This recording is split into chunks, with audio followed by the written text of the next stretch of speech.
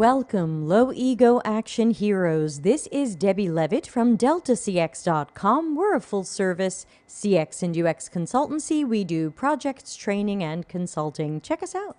And welcome to our usual Friday stream where we take a look at stuff you've sent in, tear it into tiny pieces, and see if we can figure out if any of it makes sense or is good or useful information. As always, before we get going, just a quick thanks to everybody who is a member here on the YouTube channel, people who are donating $3 to $10 per month. Thank you very much. Totally optional, but always appreciated. It goes into streaming software and delicious chocolate chips, which I don't think I ate today, but still grateful. Hello, Emma. Love the new hair. Hair is the same. It is just tied up in a bun. Yes. Hello, I guess, Diana. So yes, the hair is still here. Just tied it up because it's 5,000 degrees out. So, you know, that's what that is. So now I look like a 1970s shampoo commercial because my hair has been up all day and now it's like fluffy and weird and has like, you know, bun curls. So there you go. If you would like a 70s bouncy hair shampoo commercial, you've come to the right place. All right, that having been said, every week we do practice critical thinking. You can send something in. Thank you, Emma. Yeah, I know, giant hair. So every week you can send something in. Please don't send it in last minute or it may not make it. Just go to deltacx.link. I'm sorry, this one is deltacx.com/links. That's going to tell you everything you need to know about the stream. It's got the YouTube, what is it? The YouTube link, so you can subscribe here. It's got our Slack and now Discord communities. You're welcome to join one or both. They're completely free, and ways to send stuff into the streams. Okay, so with that being said, and I think we got all the usual stuff out of the way, let me flip over to sharing my screen. And we'll take a look at the things that everybody has sent in. Oh, let me also shut off the on-screen comments since you're going to see them over my shoulder. All right, so let's press this button. Yes. Okay, good. So let's first acknowledge that last week I missed something that someone sent in. And I think they might have been bothered by that because they sent it in again and they were like, did you not do this because I upset you, kind of thing? And it's like, no, I just forgot. Please. There's very little on this planet that upsets me. You know, most of the state of the world, Jared Spool, and everything else is really just fine. You know, so I apologize again that I missed what you sent in last week. I had it in front of me and then I forgot. So the first thing on the screen came in over a week ago and it says, Debbie, do you think it's a downgrade to switch from UX design to UI design? I realized I enjoy using design tools and playing around them more than talking to users and conducting research. I don't mind doing it, but I don't want it to be my main focus. This should have been sent into Tuesday's office hours because office hours is where I just take questions for an hour, and this would be perfect there. This is critical thinking stream, so usually what people send in here are articles and social posts and things people want me to take a look at, think critically about, and tear into tiny pieces. So, but to answer your question, no, that's not a downgrade at all. The right career for you and finding the right path for you is always an upgrade. It's never a downgrade to say, you know what? I think I'm understanding better who I want to be and what I want to do. And you know what? I don't think I like research, and I'm not sure I like UX design. I think I like UI design. I say great. Absolutely great. Not a downgrade at all. You're absolutely welcome in our community. I'm not throwing anybody out for choosing their career. UI design is still closely related to the world of UX. So, you know, again, you're welcome here. There's nothing to be ashamed of. We totally support you. And not everybody who is a graphic or visual or UI or brand designer needs to move into UX. For some people, moving into UX is a downgrade. So totally respect that. So whoever sent that in, better for Tuesday, but go you, totally fine. We all support you. All right, so we got 5 other things to look at. We got some articles today, some social posts, some articles.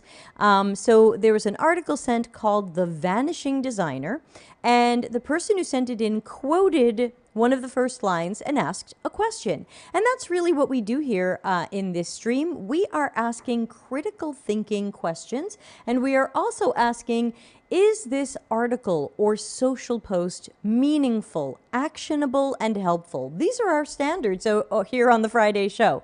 If it is not actionable, if it is not meaningful or helpful, why write it? Why publish it? Why share it? So many questions. So the quote here is, "The rise of data-driven culture cultivated a generation of designers who only take risk-free and success-guaranteed steps towards the inevitable local maxima of design monotony." And then the person who read that asked the question, does it mean doing user research and usability testing hinders creation and innovation? My guess is that's not what the author meant, but I love the question because it highlights the fact that the author's writing is unclear. Sometimes on these Friday shows, we're looking at people's writing and we're going, oh, yikes, writing. So I think the question is, what does this sentence say? What does this sentence mean? When this person says data-driven, do they just mean quantitative analytics survey results? Do they mean qualitative and UX generative research data? This sentence is not clear. So it's easy for us to think that this person is pooping on, hi Steph, is not pooping on Steph, but this person is pooping on data. And data's good. When data was obtained well, interpreted well, and used well, it's good. So I wouldn't just say, ooh, data-driven culture has murdered everybody in their sleep. And the thing that I noticed about this, and when I skimmed the article just before the show, because I usually don't have time to fully read the things you send, and I always admit that, is what's this guy's point? You know, what's the point? What's the point of a sentence like this?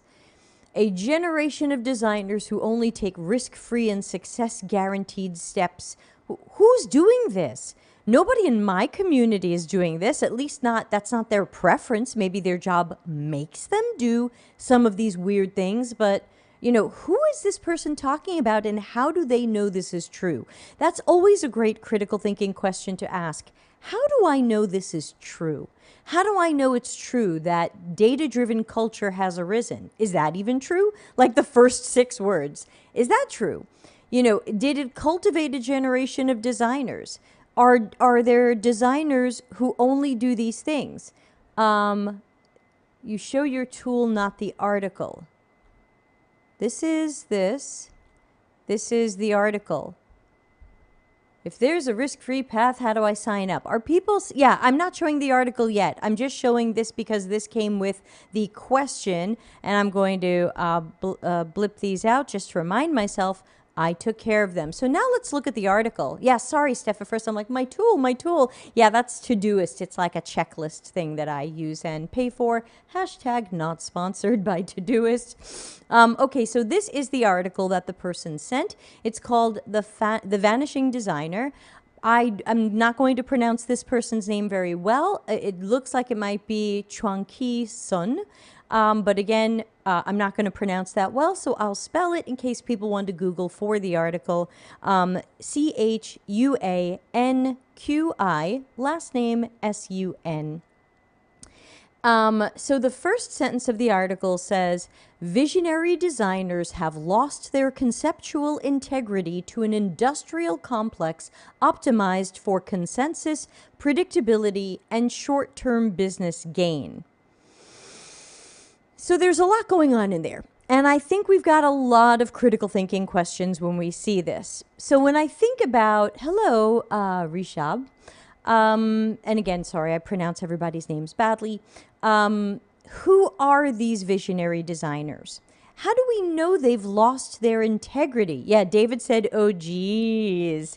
Yeah. So, and I think another great question is, who is this article written for? Very often when we write our websites and blogs, it's normally suggested that you write for a high school level reading level, unless you are writing maybe an academic paper. So when I read a sentence like this, I feel like my brain gets a little bit lost in the way that it's phrased. But again, we can always break it into pieces and try to see if any of it seems to be true. And of course, we're looking to the article and the author to prove to us that this is true. Steph says, did they have any integrity to start with? Very good question. If they're saying people have lost their integrity, were these people who didn't have integrity to start with? Who are visionary designers? Is it me and David and Steph? Is it somebody else? Is it Emma and Diana? Who are these visionary designers? And have they all lost their conceptual integrity? All of them? Every last one? To an industrial complex optimized for consensus, predictability, and short-term business gain. I think that end part of the sentence is something I feel like I can mostly agree with. Hey, Charlene, here's another visionary designer. Hey, Charlene, good to see you. Hope you've been well. I do feel like that there's a lot of industry out there that really just wants everyone to be agreeable, consensus, and they really are looking for short-term business gains. They're not looking at longer arcs or strategies, and we especially see that when there's so many layoffs and they're all going, oops, we hired too many people, oops. Hello, Rushikesh. I'm sorry, I'm going to pronounce everyone's names wrong. I hope everyone needs like phonetic versions. And then here's the sentence that we were just picking apart. And I think that starting an article with this tells us some things right away. Number one, it looks like the author is not going to sustain anything with any reasons. Hey, author, you're telling us this is a fact. How do you know it? Now, I'm not the type of person who says, give me hard data. I want to see numbers. Because typically when I'm writing an article, I'm using experiences or opinions or interviews I've done with people, and I've learned from them, and now I'm sharing that as a perspective. I don't need for you to have a scientifically significant study, but how do you know this? Was there something you experienced, saw, learned, studied? So I always feel a little bristly at articles that don't take the time to say, and this is how I know this. I think part of critical thinking is taking a look at something and saying, is this true? Is any part of this true? How do we know if this is true? Could any part of this be false? How would we know that? It's really easy to say visionary designers have lost their integrity is false because it's probably not 100% of people. Hey, Whitney Allen. Whitney says, hey, we're going to learn today. Yep, hope so. Now, if we try to continue with this article, and you can see from my scroll bar how long it is, though it's also in Mongo font. Let me see, am I at 90%? Yeah, for some reason, my Firefox reinstalled and made my font really big. This is the right thing. David says, validation? Why would we bother with that? Sarcasm. And again, we have to be careful. I feel like I say this every week, but we have to be careful with what are called universals. All, none, every, zero, nobody, everybody. So this guy says, well, just look around you. Or I'm sorry, I don't know if it's a guy or a woman. I apologize. I don't know the gender of this person. I tried to use the American gender neutral guys, but many people agree guys is not gender neutral. So let's say person or author. The author says, well, just look around you. There's your evidence. And I'm thinking, that's not enough for me. Every business, so be careful of those universals, is an app. Is it? Every app feels the same. Does it? you know, again, this is critical thinking. We're going to break all this down. I invite you to do this type of critical thinking with everything you see out there. This is how my brain works 24 hours a day. And something that I think everyone should get better at. Practice it with me. When I say something, ask yourself these questions.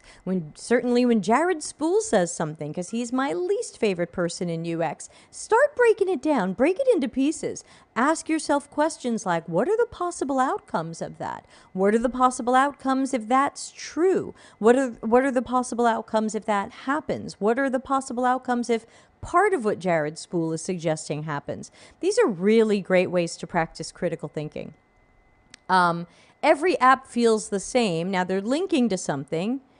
They're linking to a Medium article. Ever wonder why the most popular apps are starting to look the same, and it might be a good thing? So they're linking to an article that says it might be a good thing that every app feels the same. Yeah, David says, is surgery an app? Yeah, always a good question. Great critical thinking question. A round of applause for David. Every designer has the same resume. Okay, well, obviously that's not true. That's not true, and it's statistically impossible. So this starts to feel what I tend to call inflammatory. You know, it sounds like we've Whitney says, if you're going to write a piece like this, there should be something to back it up other than your thoughts. Is this person a designer? They're not looking objectively. Right.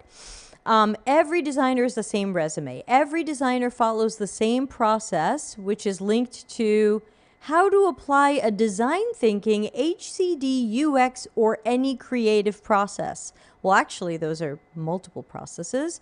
Oop, I didn't mean to go there. Oh, it's double diamond, everybody. Every designer graduates from the same program, uses the same tools, scrolls the same dribble feed. You know, again, this is the type of article where I tend to stop here. I tend to not move beyond it because it's so easy to disprove what this person has said. And if they're that easy to disprove in their first and second paragraphs, I tend to feel done with the article. And you know what? It's okay if you feel done with the article too. You absolutely don't have to read an entire article.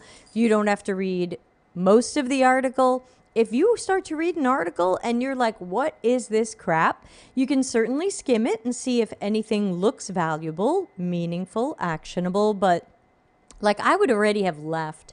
Steph says, I don't mind if it's just their thoughts. I saw that one and it looked like an opinion essay. Maybe there's meat in it later.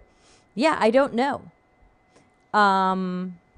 But what was this article about again? This article was the Vanishing Designer. Another problem with the article is that very often when you have a title, you need to use those early paragraphs to set out kind of where you're going with this. So this person is starting out by saying, nobody's got integrity. Everybody's cookie cutter.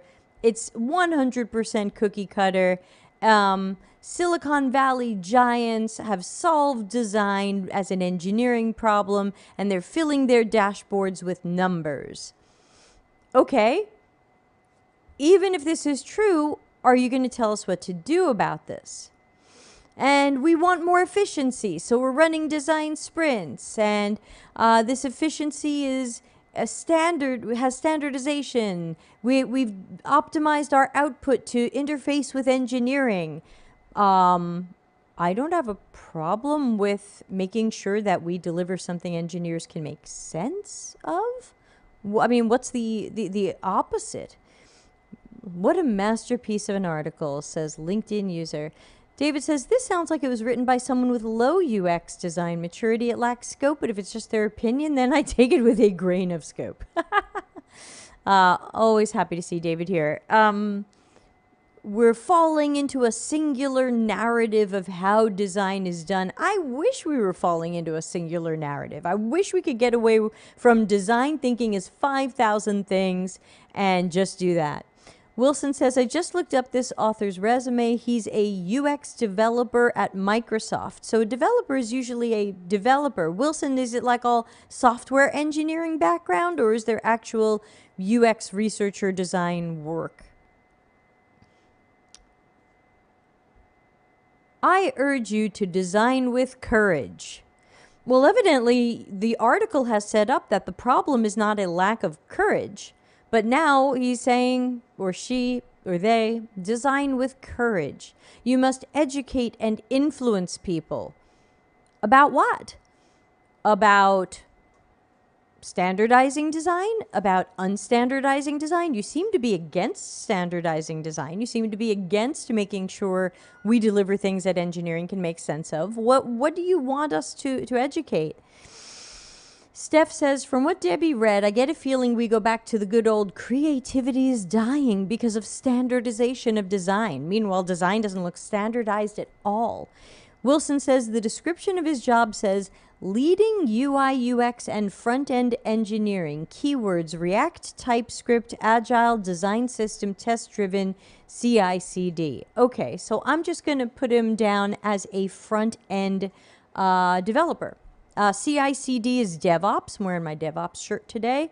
So sounds like a bit of DevOps and a bit of front-end dev, and he or she or they might be very good at it, but as a design article, I just feel like we've written a lot and we haven't said a lot. And this is their advice. Make a bold decision. Make a mistake. Challenge conventional wisdom. Challenge authority. You know, these are great platitudes that you can say all the time, but why don't you give me an example of a time when you did this and it worked or didn't work? Or what does that look like? What does it look like to challenge the hierarchy? You work at Microsoft. I'm not sure it gets more hierarchic. How do you challenge the hierarchy? So I think it's important to make sure that if you're writing an article, it can't just be assumptions glued to platitudes. Sure, we can put that on a shirt. Diana says, very interesting. Only in that I find it completely strange. All right. So moving on. We've got Grace, who I don't think I know. But I skimmed this one before the show, and there's some swear words in here, and I don't want to get killed on YouTube. So let me just say that this person is saying, there are a lot of people on LinkedIn who will parade around giving their audience misleading or downright incorrect advice because they label themselves as an expert in an area they've merely seen gain traction. You've seen it. The people telling you to learn copywriting, content writing, graphic design, web design, pay-per-click, etc. as a skill. But each of these is a career. It's not a side hustle. It's not something you learn from 2 YouTube videos. So yeah, I think that this person has some good points. I can't really disagree here. I think it is important, but this is why we have critical thinking. When we see somebody who is giving advice, we have to start asking those critical thinking questions. Who is this person? Do they have the background in this area that makes me want to listen to their advice? Like Wilson immediately went and looked up what's the author's background. Oh, the author's background doesn't even seem to be in this area. So maybe their advice is opinion or weird. Jürgen says, in my experience, engineers and developers more often than not mistake UX for a synonym for UI and think design is pretty and delightful. That is common.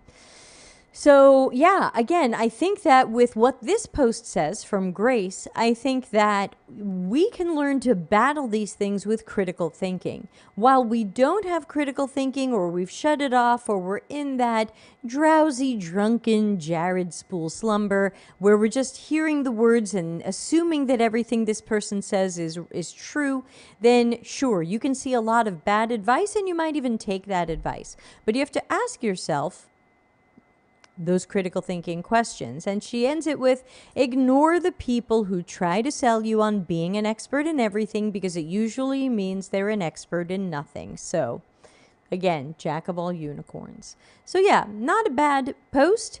Made a decent point. And I'm just going to give you the action item of reminding you when you see advice from me, from anybody, break it into pieces. Ask the tough questions. No, Jürgen, don't worry about it.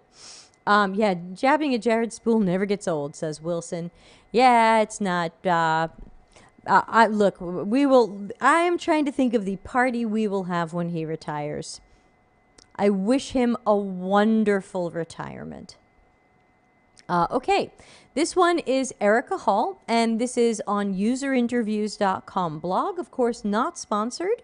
I have no relationship to User Interviews. This is their blog, and of course, we care about UX so much that we have a join our mailing list pop-up because surely you are on this website to join their mailing list, right?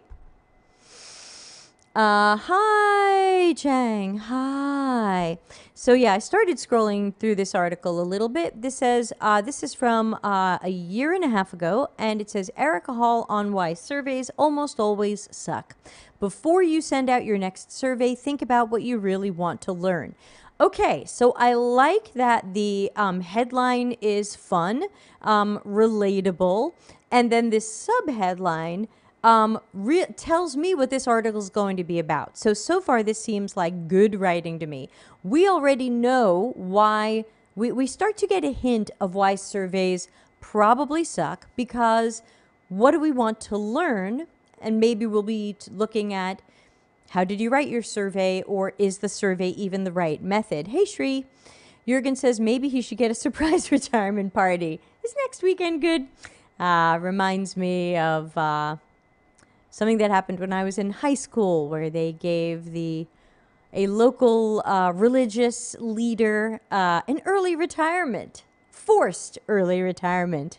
The board of the religious organization decided it was a bad leader. Oh, longer story. Okay, so we start the article with some common questions that you might see in surveys or even in interviews. How satisfied are you with the layout of this site? How likely are you to recommend our product? How many clicks did it take you to find what you're looking for? We're not a fan of this, but this wasn't always the way. It's certainly gotten worse now that people have free or inexpensive survey tools, and getting a survey out there is certainly easier with the interwebs, and so we're being bombarded by that. So again, I think they've set up something here that we can break into pieces and see it is true.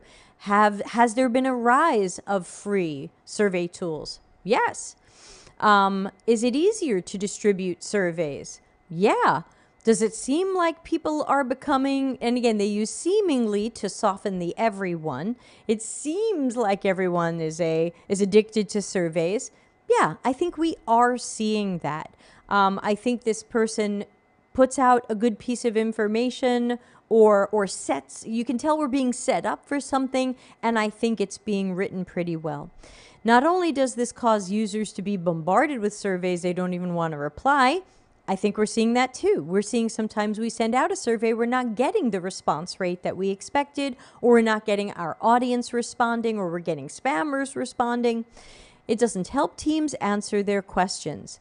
Again, if you have worked in UX or UX research, you've probably seen a lot of surveys that did not help teams answer their questions. This is an absolutely lived experience for me. It might be for you too. So again, I feel like as we read through this and we start breaking down these pieces, certainly these seem fair and true to me. So now we asked Erica why surveys are so bad. How did we get here? I don't care. Okay, so what's going on that's making surveys bad? Having data is better than the answers. 75% of users love surveys. So they're talking about you didn't survey 100% of your users. It's 75% of who participated. I'm not sure that's a good way to describe this. I mean, yes, that's true, but I think to me the worst thing here is that we think that if 75% of people claimed they like something, that's good data. But it might have been a badly written question. Who really answered this thing? You know, I hope they go into flawed data. They're talking here about the method. What do we want to learn? teams will begin their research by saying, let's run a survey. What should we ask? I've definitely seen that happen in places where I have worked. People have said, hey, we should survey people to learn more about this. What should we ask? Shri says behavior is more important than attitude. Yeah, I think so too. Yeah, I think that's a good point too, that the behavioral stuff that we can learn from more qualitative, observational, and interview research is going to give us way better information than what do you think of this, or how do you feel about this, or how would you rate this? Good research starts with a good research question. Specific, actionable, and practical. Sure, sounds good. Ease is greater than effort. People are choosing surveys because they're easier. I've seen that as well. Now, again, if you haven't lived this, I think this article can end up feeling a little bit like an earlier article, like, well, wait, how do they know this? What do you mean people choose surveys because they're easier to execute? How are they easier to execute? So I do feel like this article is written with an audience in mind that has this experience and is just going to read this stuff and go, oh yeah, you're singing my song. This is my life. I get it. I feel like this article is not written for the newbie, because we have some newbies in the audience right now and they're probably going, I didn't know a survey was that easy, or, oh, I didn't know blah, blah, blah. I didn't know teams tend to ask bad questions, or teams tend to whatever, because they're new. They haven't worked in that industry yet. So you're just saying, this happens, boom. Now, again, so if you're not going to give any examples or explain these things, then I tend to assume that you assume that your target audience already knows this. Like maybe the target audience for the Vanishing Designer article are the small group of people who already agree with this person.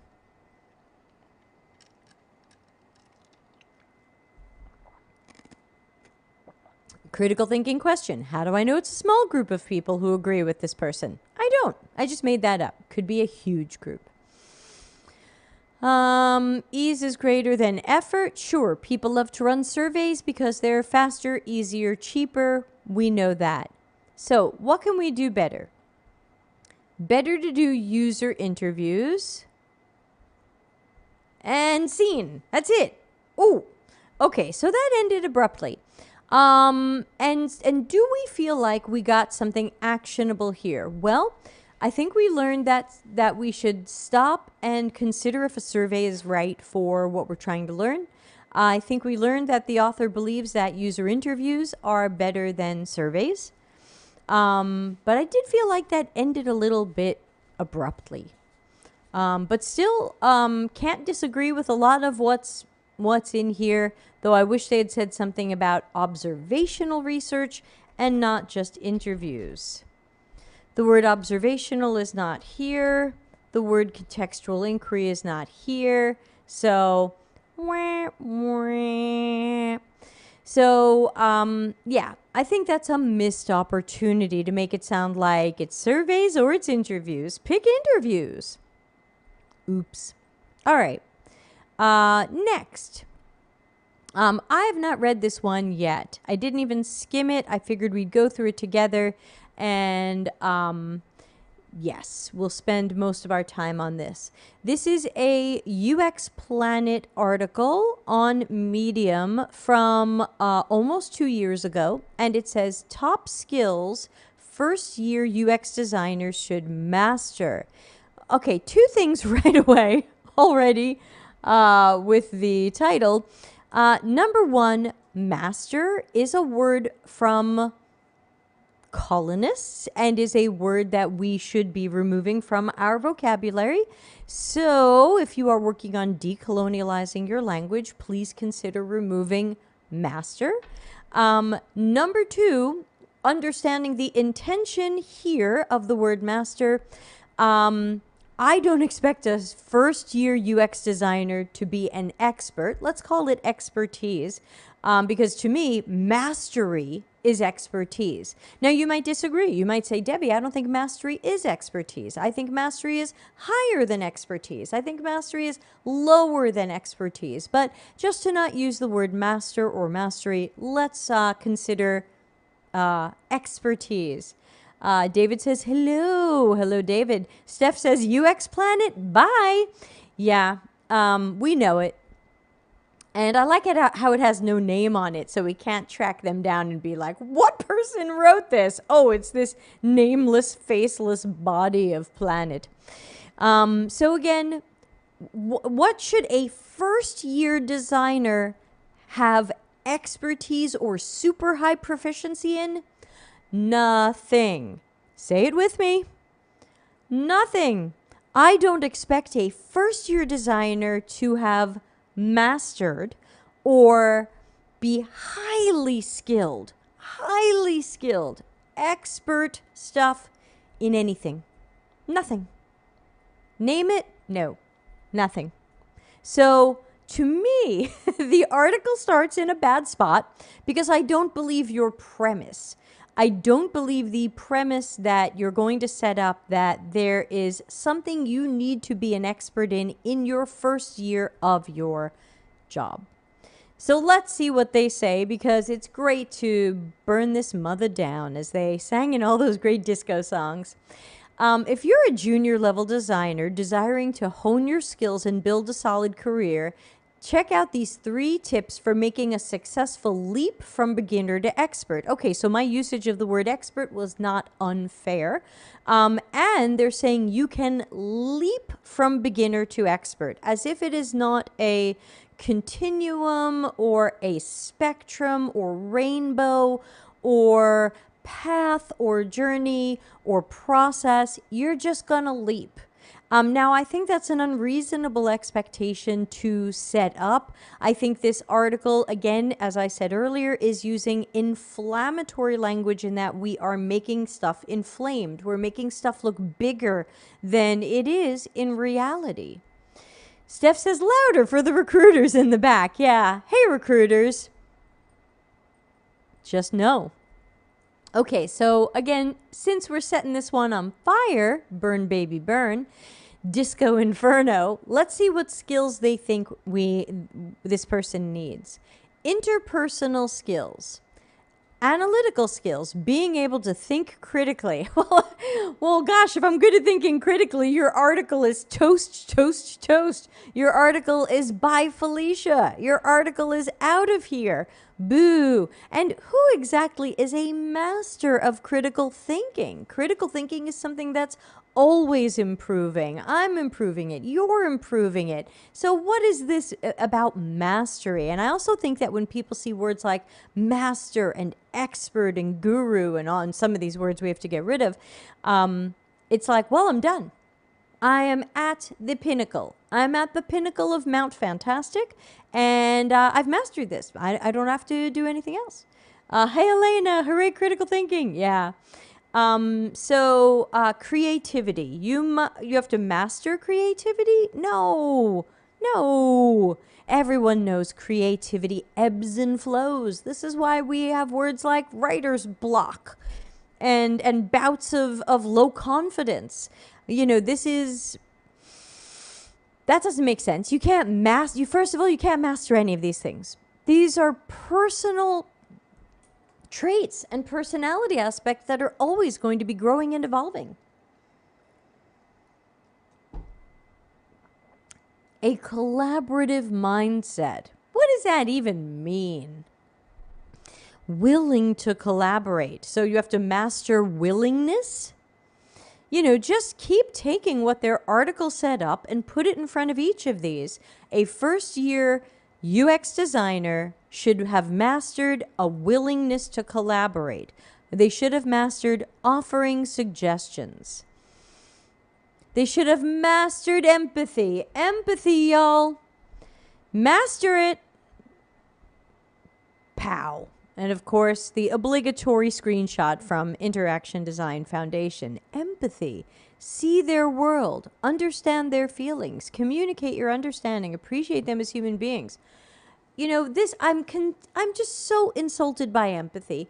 Now, in my personal life, I enjoy empathy. I chose my boyfriend for many reasons. One was how empathetic he is.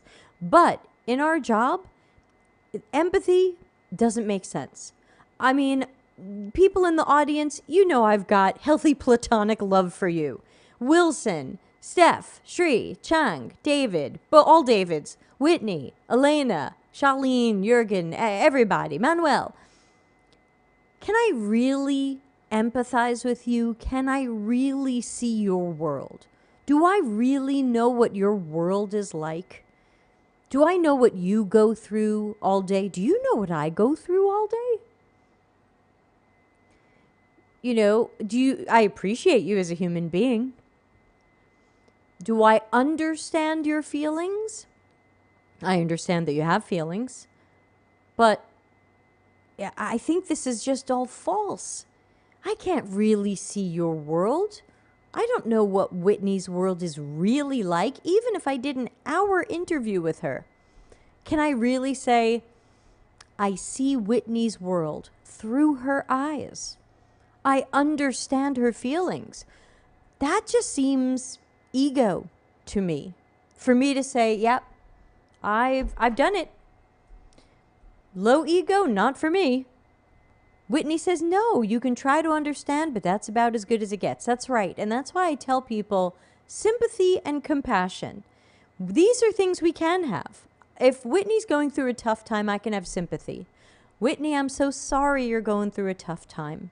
I feel you. I've been there or I haven't been there, but I care and I feel you. Compassion.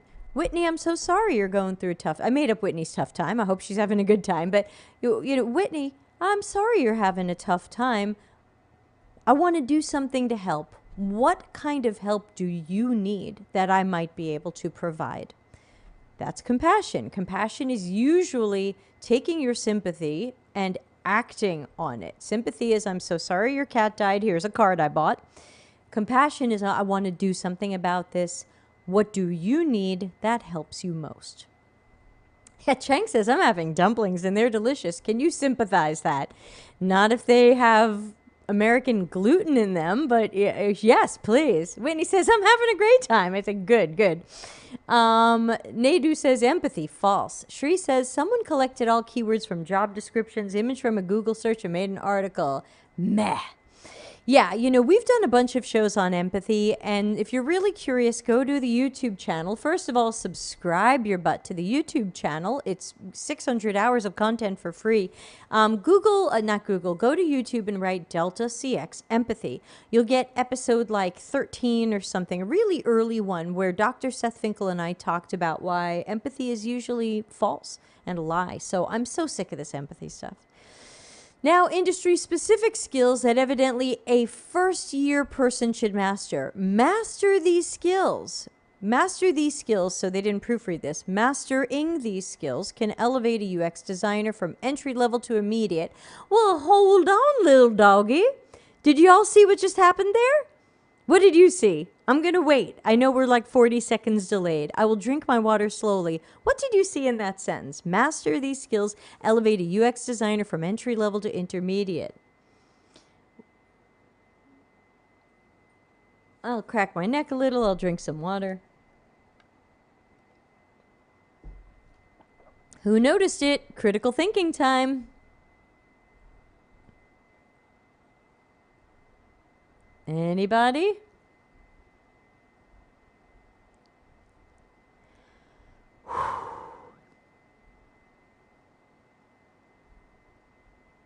No, I'm not getting responses.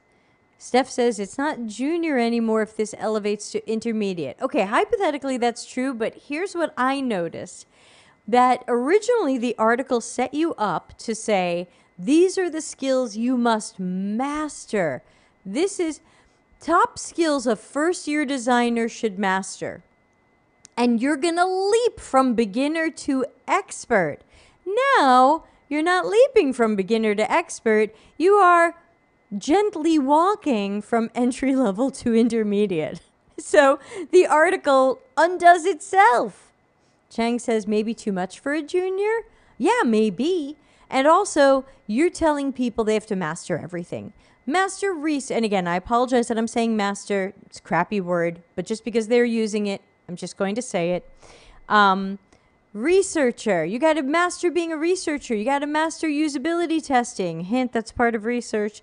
You've got to master prototyping, but you don't have to master information architecture and interaction design. Just master Figma. Make a plan for how to get there. Get education. Oh, grazie al cazzo. What the hell? Not actionable. What? This reminds me of Jared Spool's article on the 5 steps to something, something, something. And like step 3 was like, learn everything you can about something. And I was like, no shit, Sherlock. Hey, Madalena. Good to see you. Pursue education. Join meetups. Sure, this was written in September 2020 when we were all locked down, but join local meetups. What? Identify the position you want.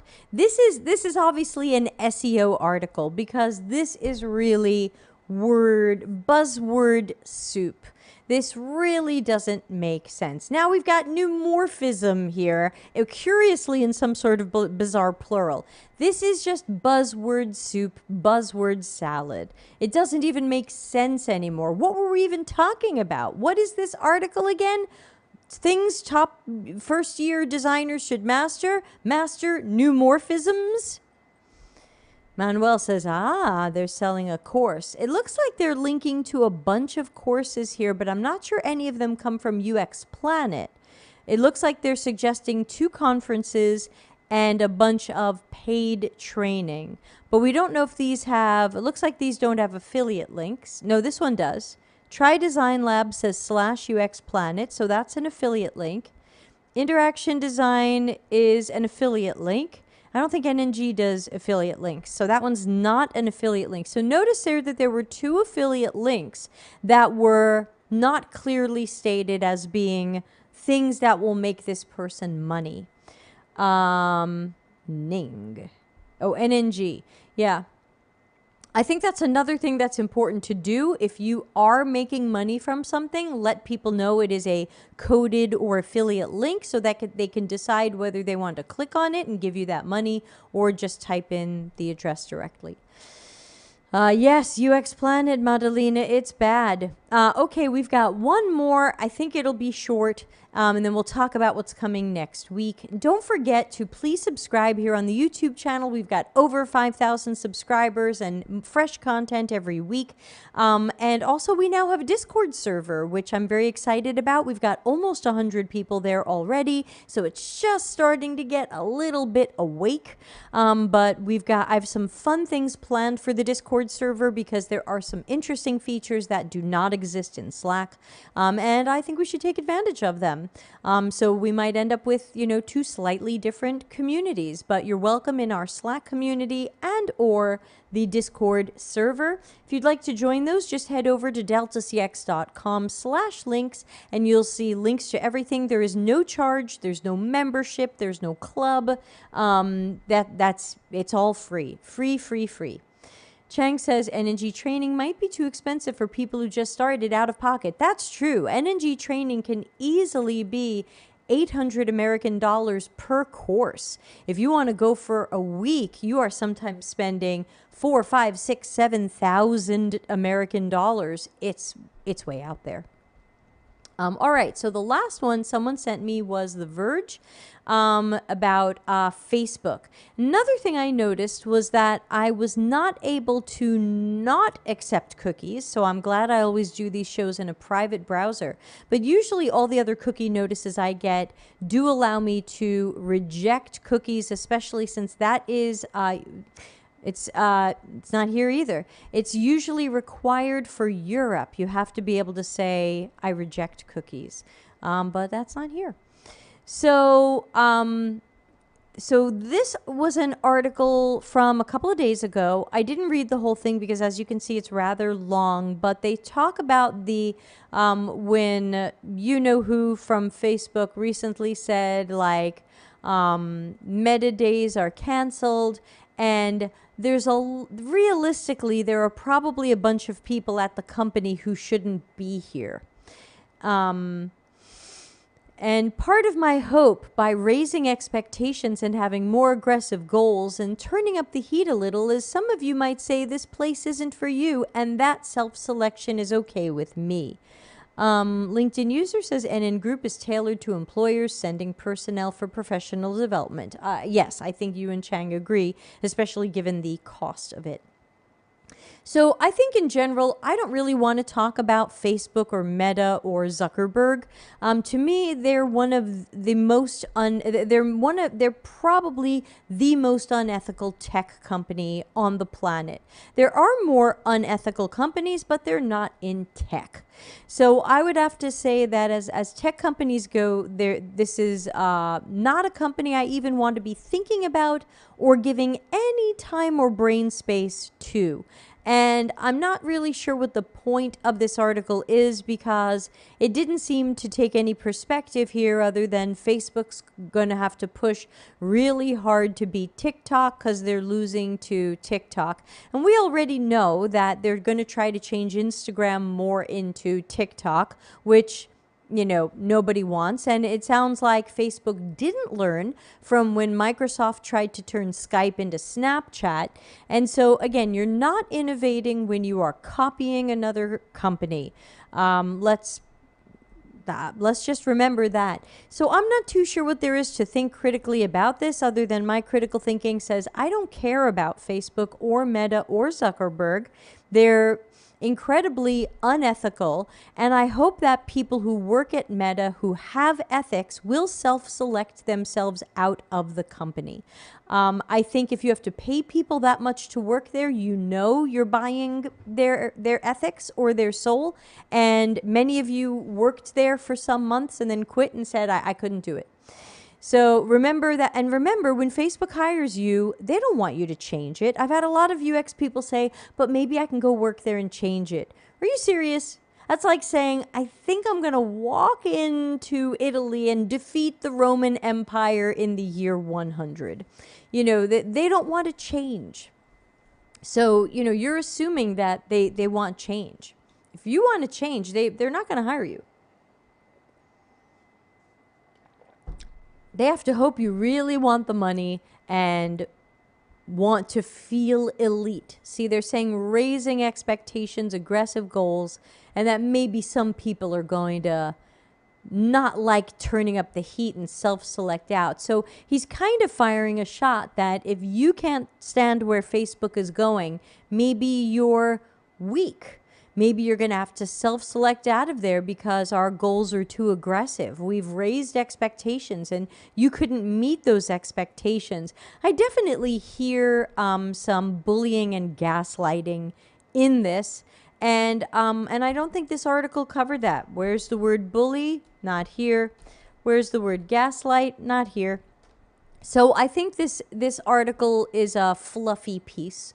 It's a fluffy piece to say Meta. Ooh,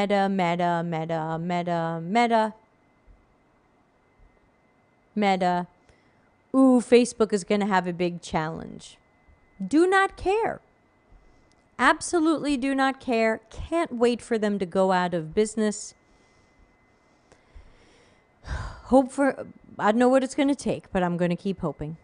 So thanks again to everybody who joined. Let's take a look at our schedule, and then we also have to talk about how I am going mostly off the grid from August 5 to August 15 to try to finish my book.